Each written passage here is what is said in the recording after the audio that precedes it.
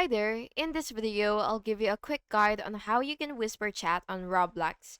So the first thing that you will have to do is launch your game on Roblox, and once you're in game, what you will have to do is choose the user that you would want to private message or to whisper message. So for example, this girl right here. So what you will have to do first is type slash and then W and then ot, and then what you will have to do is type in their username.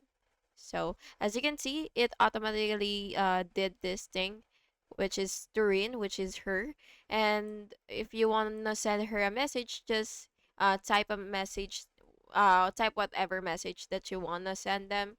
So for example, hey, so you'll just click this button right here, and then send it will send the message to her. So yeah, that's basically just how you do it. And if you did um found this video helpful, please make sure to like and subscribe for more videos like this. Thank you and have an awesome day.